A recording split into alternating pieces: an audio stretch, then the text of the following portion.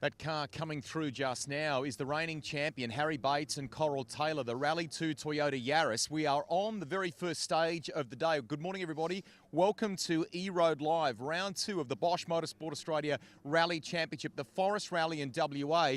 And Dean, I know your ears pricked up, and you're a little bit worried about the sound of that car, aren't you? Well, we've just got the stage that loops behind us on the ridgeline, and we both commented, Harry doesn't sound like that car's fully revving out at the moment. We heard it earlier on in the stage. You can hear it popping and banging with anti-lag, and he literally crawled past. So I suspect when we get him to the end here, if he can make the end, that he's going to have the drama to report. The flying finish is just to our left up the road here, so they should be with us in a couple of minutes, but that car does seem to be travelling slower than anticipated. Quick snapshot. We have come to the end of stage for the first of our competitive, if you like, Facebook Lives of the weekend. Ordinarily, we would be at stage start. This is an 18-kilometre loop run in an anti-clockwise direction. Probably not quite the same high average speeds that we see on the Shire roads in South Australia, but they're up there, aren't they? It's funny because the comments we had last night and even this morning from the drivers is, wow, the roads are so fast. I think the difference is they're flowing in roller coaster like in the way they are, and they're on the ridge lines, but the pace is up. So even though you've got constant corners, there's big speed to it. It's not just straight line into junction. So it's just a funny comment because this is a traditional area we've been coming to for 20 years, and most time I've heard, in comparison, have a listen to that Lewis Bates in the background. Yeah, so there is definitely going to be a problem. We'll report with Harry shortly. Okay, so we've got a fantastic weekend coming your way. You'll see it all on 7+. We'll have regular updates here, of course, on our Bosch Motorsport Australia Facebook page. A selection of stages, 5 in all, repeated twice across the weekend, plus a 6.5 kilometre power stage. The 11th one of the weekend could be a real decider too, yeah, couldn't it could be. And that, once again, we talked about roller coaster and hairpins and ruts and everything else. We went and had a look at it yesterday, and that's going to be a dynamite stage. It almost loops back in itself. Great for spectators and the competitors. And we know how important that those power stage points are. Where we are, depending upon where you're joining us on social media here, we're in Western Australia. We're a couple of hours south of Perth. Not far from Nannup. We're to the east of the township of Nannup in the kind of Margaret River, the greater Margaret River wine region here. Some famous forest roads in these parts, and they do get that trademark ball-bearing surface that we know of here in WA. Yeah, they do. And where we are now, it's quite dry, and it looks like it would be a real disadvantage. We had Chris Atkinson, who's our safety check, has been out on the stages. He said, look, under the trees, in actual fact, it's not too bad in regards to how much grip there might be. So maybe not as big a disadvantage to be car one on the road on this weekend as it might have been if it was a completely dry event. We'll try and take you through the first 10 cars on the road as they come into our finish control here on stage 1. It's around about, what, 14 degrees at the moment? It's kind of coolish morning start. Maybe not as cool as we had yesterday. They have had a little bit of rain, as you say, in the lead up. And it's very still. So in actual fact, probably lucky there has been a bit of moisture around, because without that, then obviously you'd be quite dusty and coming back on yourself. So I would have thought we'd see Harry by now. Yeah. Yeah, Lewis has come through at full pace. We may hear in the background Scott Petter coming along soon. So I don't know whether he can limp out with that problem or not. We can hear in the background now Scott Petter should be coming through in the Skoda at some point, might have already drifted through. So a little bit going on already on this first stage. I'm just surprised we haven't seen Harry, even though he's rolling through, get to the end. So we might even be speaking to Lewis first. Yeah, correct. So bit more to this story, and we'll get to the drivers as they and the teams as they come through. But this is a big story. Championship leader after a fantastic debut of that car in Canberra. Very impressive in Canberra. First time in the car, those wet conditions we had first day cancelled, of course. And I thought him and Coral were outstanding, and that's why I think a lot of us in the form guide said he's going to be hard to beat here. So look, we'll see what that is. We won't assume anything just yet, but lots to play out early on, and this rally can do that. I thought it might come tomorrow. We'll have a change of rhythm tomorrow, but we'll just see. Okay, so here they come, they're almost side by side. Crazy. The pair of them to the finish line, nose to tail, I should say. So a story here for the series leader and reigning champion. In fact, the first car coming through, let's have a little look here. So that's Harry in front. So you're going to speak to him. He's held up Lewis, no doubt, in the dust. Let's see if we can get in here and have a little word to him. Harry, what's gone wrong? We just hit a hole on the inside on a long left-hander, and it's broken the front left suspension, so very slow time. Obviously we've lost about 2.5 minutes in there. It was all feeling good up to that point. It was no moments, nothing, but just took too much apex on a left-hander. So yeah, obviously my mistake, but disappointing that I didn't see it on recce, the hole, but now we need to get back and see if we can get it fixed in service. Leave you to it. Thank you. There you go. Probably fairly lucky there, Rusty. I'm over here with Lewis. Lewis, you said he just caught Harry. We don't know his problems yet. I haven't heard that, but he only probably cost you a couple of seconds. How was your run other than that? I drove really badly, to be honest with you. I really struggled with the feeling. We went over a bit of mud near the start of the stage and it covered the screen, and then a mix of that and the sun, I drove really badly. But anyway, we'll find a rhythm for the next one.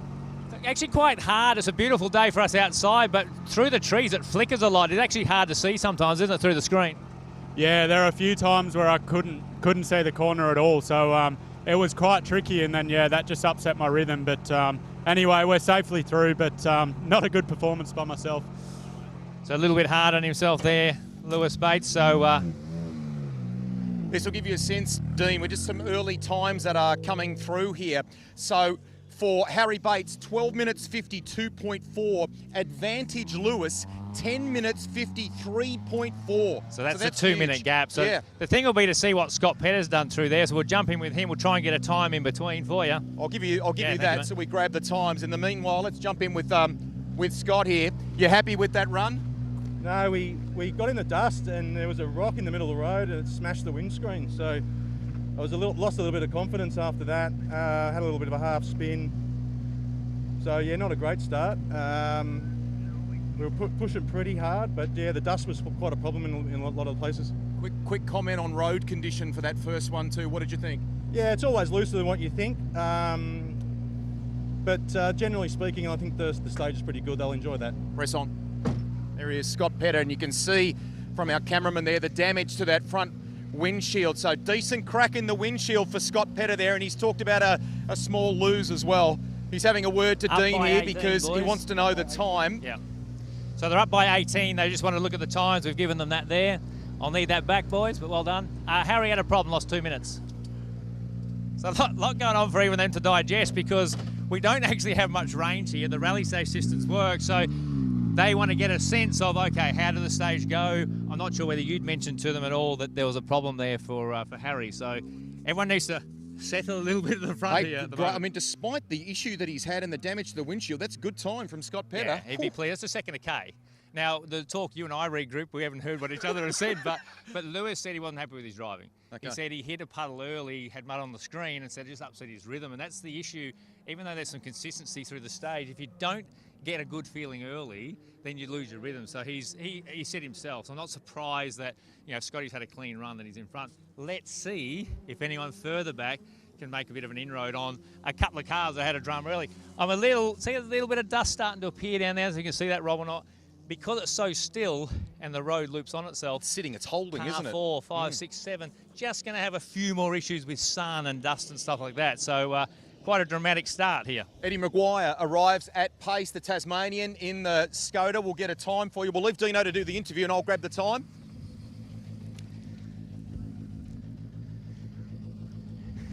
Looked like you took a big, deep breath as you went across the line there, mate. Talk us through that one. We plugged our helmets in on the start line and had no intercom. I did the whole stage without an intercom. We swapped helmets quickly thinking it was the microphone, but both intercoms, 2 of them. We got a spare, it didn't work, so we did 18Ks just blind, so yeah. That is so hard to do that. How'd you cope with that? Terrible, but anyway, it is what it is. Can you get that sorted before? You got service now, but obviously you don't know what's gone wrong. It's all sort of linked in. There's no power to anything. I don't know. Anyway. Well done, Saul. Start the event, but it's all square. Keep it going. Head down. Continues. The dramas continue. No intercom. Okay. The whole stage. Well, on that basis then, his time, a 10-minute 46.5, places him second to Scott Petter right now. Lewis Bates third. So it's advantage the Skodas, despite what Scott's talked about and what Eddie's talked about in terms of a run that wasn't trouble-free for both. I mean, realistically, if he's done that time with no notes, I don't know whether Zach's yelling the notes out, what system they use. It could be hand gestures. That's an impressive run. You can see he's dejected at the moment on that, but that's pretty seriously good if the times are correct. We're coming through. A crazy question. What do you do in that moment? Noisy cabin in the car? I mean, you rely heavily on that intercom system, don't you? You do, and more than you realise until you don't have it. The thing is, a lot of us have grown up on route charted rallies where you read the road. So it's not like you've never been in that situation, but you just know you're burning time. You got to keep you cool, not make a mistake. So far, everybody having some sort of little drama or input problem. So yeah, it's been a hectic start to the morning. Next car due to arrive here is Alex Rouleau and Steve Glennie. Now, the WA driver picked up a podium last time out in Canberra. So again, that dust that Dean's been talking about just seems to be a little bit thicker again now, doesn't it? So yeah, I think hopefully they'll steady the ship a little bit. We'll see how Alex comes through. He looks like he's fighting fit through the flying finish there. But like you said, it's now just get your rhythm going. Let's see if he's had a trouble-free run, and that'll give us a bit more of a guide on what the times are likely to be. Okay, So, you'll grab the Yep. time. I'll grab a word with Alex as he pulls up here in the Hyundai. So we've seen the Toyotas, the Skodas come through. Alex just talking with Steve here, giving a little bit of a debrief. How did you feel that one went? It was tricky. We struggled most of the way through with glare. I think it's probably the same for everyone, but yeah, just vision. So, and then we had a pretty. Is that vision compounded by the dust? Is that what you're talking about? Or? No, not the dust. Just in between the trees, you get light on the windscreen, and the dash is probably a little bit too reflective. So I'm sort of blinded, trying to look into the shadows. And then we had a high-speed spin near the end there, at 4th gear. So that was fun. No damage in that spin though. You got away with it. I got away. A little handbrake here. Literally did a 360, plugged first, and off we went. Little hard starter. Have a good rest of the morning. Thank you. Thanks, Matt. There he is, Alex Rouleau. So he's talked about a spin there toward the end of the stage. 11:02. 11:02.7. Yeah, 0.7. So he's about sort of 25 seconds off Petter, who continues to lead the stage so far.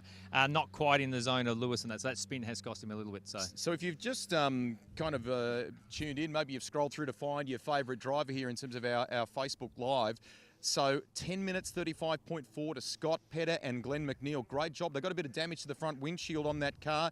Eddie Maguire, nice performance from the Tasmanian. 10 minutes 46.5. He's got to be happy with that. That's the run for me. He was devastated by not having it. No, he's burnt time. That's a very impressive time for someone who's not had an intercom for the whole stage. And of course, the points leader, the series leader, the reigning champion in that brand new Rally 2 car, which starred in Canberra just a month ago. They've had a drama, so they've lost a lot of time there, Harry Bates and Coral Taylor. Yeah, which would be devastating. Lucky for them, normally we'd expect to do 1 or 2 stages. It's an 18-kilometre stage, but they go straight to service, so there is a chance they can just rectify that and try and operation fight back from here. Waiting for the next car to come in. Let's do a bat and change here. You do the interview. Dylan King and Abby Hayes on board. Of course, in their up spec, we know them a lot from production, former state champion, and now in this AP4 machine. Did a first round of the championship, went toe-to-toe with Alex Rouleau in the Hyundai. Let's see how he and Abby stepping into the car for the first time in a long time. They won their championship together. Let's see first run, mate. How did that go for you? Yeah, that was an awesome stage. Super grippy and just great. Now you're getting used to the car. Abby's jumped back on board. How was it? How were the nerves at the start? I was very nervous. Abby was very nervous. I was nervous, but we clicked straight away, just like we did in 2016. So yeah, very happy. And how's this car going? First time you're doing a forest rally in an AP4 style car. You've done a lot of work, a lot of your Korean production cars. How'd this go? Just amazing, honestly. It just does everything you want it to do, and just a joy to drive.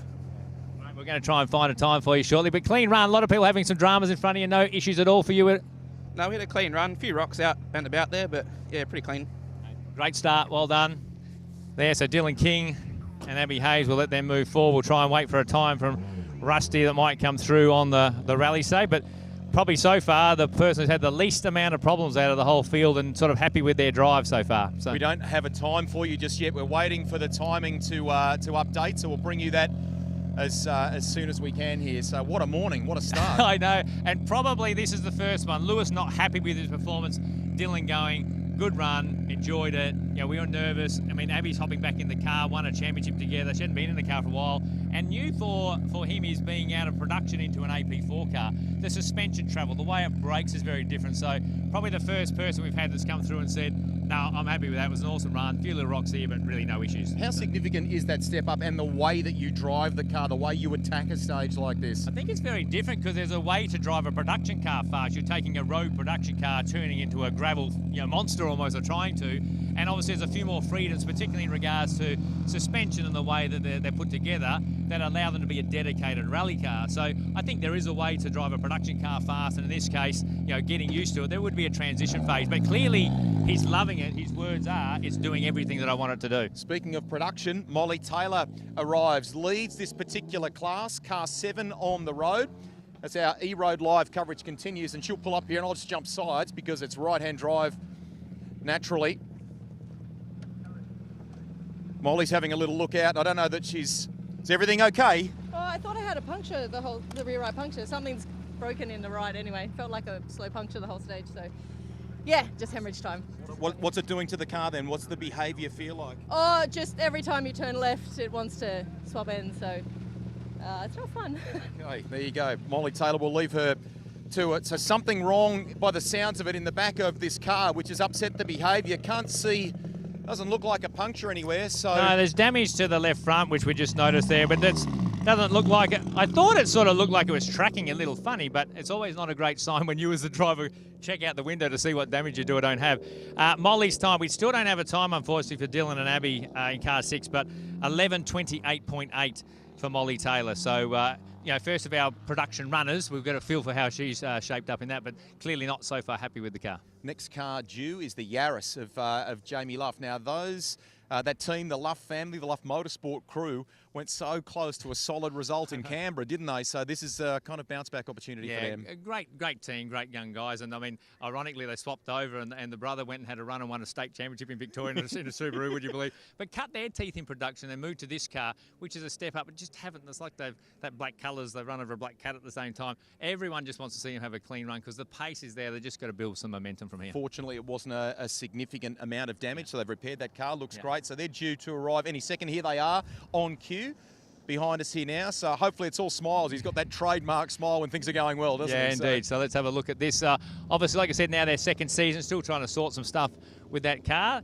Sounded pretty good as it came in through the flying finish on song, so we'll have a quick chat to Jamie and Brad Luff in a second and see what their report card is.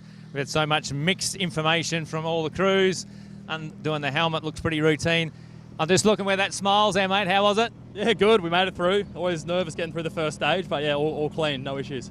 Lots of cars in front of you having problems, cracked windscreen, spins. Harry's had an issue, so just a clean start's probably the way to go so far. Yeah, definitely tried to get through that first stage nice and clean. We've seen a lot of rocks pulled out on the road, so it might be a bit of carnage behind us as well. Okay. So there's almost a stage of evolving slightly in that regard in rocks and other things that are coming up. Yeah, definitely. I've seen some quite large rocks out there right in the middle of the line, so some of the lower cars might struggle a bit. Dust been an issue with the sun at all? Yeah, definitely. There was a few spots where we were on the brakes hard because you just couldn't see 2 foot in front of you. Oh, mate, well done. Looks straight. Keep it up. Cheers.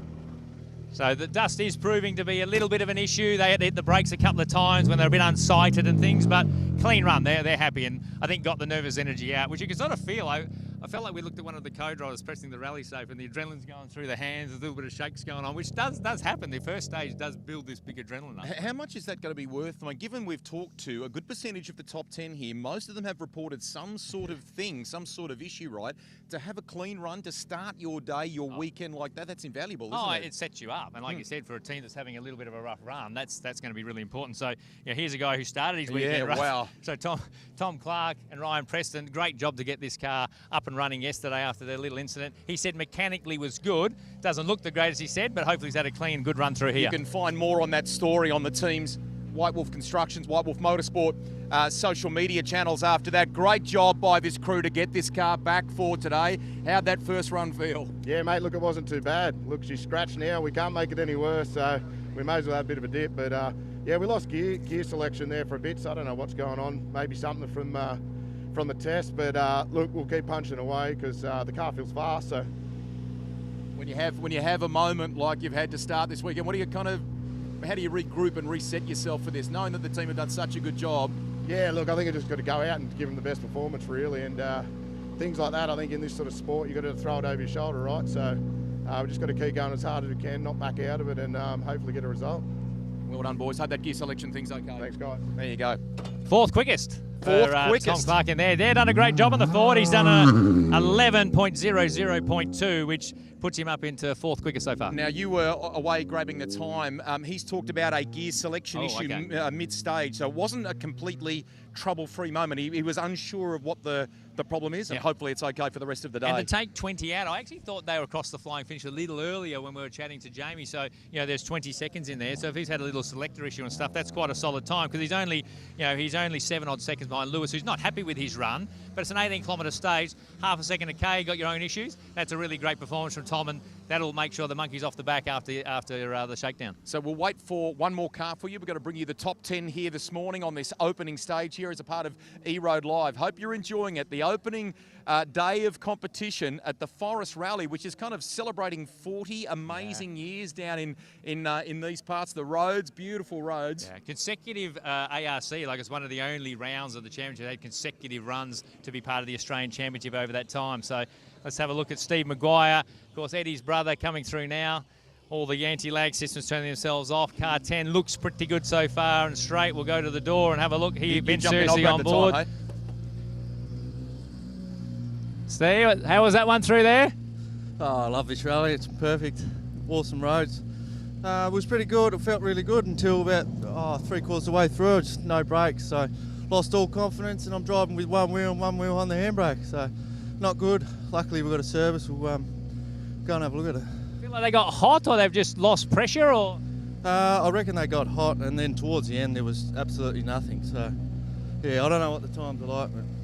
So far, you're probably 5th quickest with an 11:02.5. That's pretty solid, mate, considering you had some brake issues, so well done. Brakes have come back now, so that's good. No, all right, we'll get into it. That'll put a smile. I'll let you go, mate, so you can get to the service and get that sorted out. Well done. Thanks. Well done. So a typical Maguire has an ordinary run with no brakes, and the time bloody comes up fantastic. So, yeah, they've got their issues. Okay, we're going to wrap things up here at the end of stage one. The story really is drama. There is a bit going on, and that's how things have begun in round 2 of the Bosch Motorsport Australia Rally Championship. Stay across our social media channels here from WA across the weekend for more updates, and of course don't miss our coverage at the end of each day on 7 Plus. On behalf of Dean and our team here at the end of stage 1, it's bye.